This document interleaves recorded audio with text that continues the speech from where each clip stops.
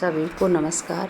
आज हम पढ़ेंगे पत्रकारिता का अर्थ, परिभाषा, स्वरूप एवं उनके महत्वपूर्ण गुण।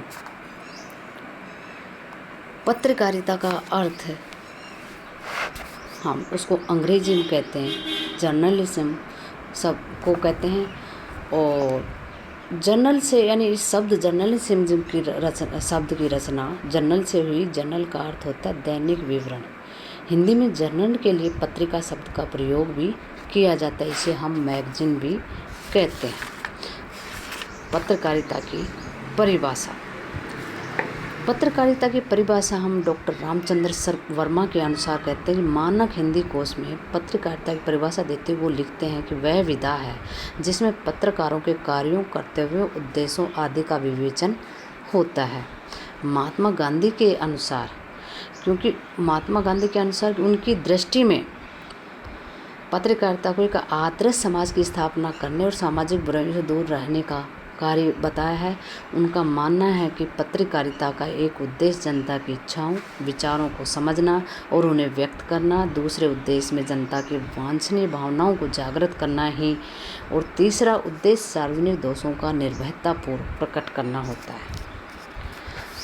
सुप्रसिद्ध पत्रकार प्रभाष जोशी के अनुसार हम पत्रकारिता की परिभाषा बताएंगे कि न्यायपालिका, कार्यपालिका, विधायिका और प्रेस में यदि मैं चौथा खंभा हूँ तो पत्रकार होने के नाते मेरा अधिकार और कर्तव्य है कि ये तीन खंभों को मैं जज करूँ। और उनका कहने का अभिप्राय है कि पत्रकारिता के द्वारा सरकार के तीनों अंगों को ये कार्य प्रणाली दृष्टि से रखने का कार्य किया जाता है। पत्रकारिता की परिभाषा के बाद हम देखते हैं कि पत्रकारिता के विविध स्वरूप या रूप, जैसे हम पत्रकारिता कहते हैं, जैसे है खोजी पत्रिका। यानी खोजी पत्रिका का अर्थ होता है अन्वेषण यानी खोजना। समाज में व्याप्त भ्रष्टाचार, अन्याय, अत्याचार, अनाचार को खोज करके उनको प्रकाशन डालना ही खोजी पत्रकारिता का परम लक्ष्य होता है, यानी परम उद्देश्य होता है। दूसरी है बाल पत्रिका, यानी जिन पत्रिकाओं में बच्चों से संबंधित विषयों का उल्लेख किया जाता है उसे बाल पत्रिका कहते हैं। ऐसी पत्रकारिता में मनोरंजन के साथ विविध क्षेत्रों का ज्ञान भी दिया जाता है। बाल पत्रिका बच्चों के लिए चरित्र के निर्माण में महत्वपूर्ण भूमिका निभाती है। जैसे बाल हंस वगैरह हम पढ़ते हुए देखते हैं, जैसे चंदा मामा की कहानी, पराग, नंदन आदि उन बच्चों के मनोरंजन से संबंधित यथार्थ दिया जाता है। खेल पत्रिका यानी स्वास्थ्य और भावात्मक संदर्भ में खेल पत्रिका का मानव जीवन से अत्यधिक महत्व है। आज के युग में खेल और खिलाड़ियों के प्रति लोगों का अत्यधिक आकर्षण बढ़ता जा रहा है, इसलिए खेल के मुख्य बिंदुओं को पत्रकारिता में अंकित करना, जैसे क्रिकेट, बैडमिंटन, फुटबॉल आदि, इनको विशिष्ट रूप से यानी इनको दिखाना होता है। कृषि पत्रकारिता में होता है कि भारत में जो भी कृषि होती है, कहाँ अच्छा उत्पादन होता है, कहाँ गेहूँ है, कहाँ बाजरा है, कहाँ धान है आदि, इनसे संबंधित जुड़ी हुई जानकारियों को पत्रिकाओं के माध्यम से लोगों को जागरूक करने का कार्य किया जाता है। फिल्म पत्रकारिता। फिल्मी दुनिया ने आम आदमी को भी अपनी ओर आकृष्ट किया है। युवा पीढ़ी के लिए तो फिल्मी संसार आदर्श बन गया है। जो फिल्मों में होता है वे उसी का अनुसरण करते हैं, भले ही वह वस्त्र पहने या फैशन हो, ये सभी पत्रकारिता को दिखाते हैं। आर्थिक पत्रकारिता, यानी पत्रकारिता का ये स्वरूप देखते हुए हम ये देखते हैं कि मानव जीवन की गहराइयों से जुड़ा हुआ था। अर्थ से उसका प्रभाव मानव जीवन के प्रत्येक क्षेत्र में देखा जा सकता है। आर्थिक पत्रकारिता का आरंभ कुछ समय पूर्व में हुआ था, जो समय के बदलाव के साथ ही आर्थिक पत्रकारिता की जागरूकता अनुभव और इस प्रति आकर्षण उत्पन्न हुआ। स्वास्थ्य पत्रकारिता, यानी स्वास्थ्य के बिना जीवन नरक बन जाता है। आज के तनाव में वातावरण में मनुष्य के शरीर और मन दोनों अस्वस्थ से बन गए हैं। आज का मनुष्य स्वास्थ्य के प्रति अधिक जागरूक है, इसलिए जैसे मधुमेह रोग, कैंसर आदि बीमारियों को नाम सुनते हैं तो मनुष्य का हृदय कांप उठता है। इसलिए इनसे संबंधित जो दवाइयाँ हैं या उपचार है उनका विश्लेषण इन पत्रिकाओं में किया जाता है।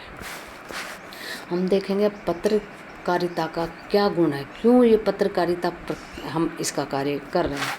तो पत्रकारिता सामाजिक महत्व में हम देखते हैं समाज में जो एक दूसरे के पर आश्रित होता है। मानव के संबंध बनाने, संपर्क निर्माण के लिए पत्रकारिता एक महत्वपूर्ण माध्यम है। समाज को उन्नति के मार्ग पर अग्रसर करने, उसकी विविध समस्याओं एवं कठिनाइयों का समाधान प्रस्तुत करने में पत्रकारिता का बड़ा हाथ होता है। सांस्कृतिक महत्व। संस्कृति किसी जाति के जीवन का प्राणधार होती है। संस्कृति के बिना उसका जीवन व्यर्थ प्रतीत होता है।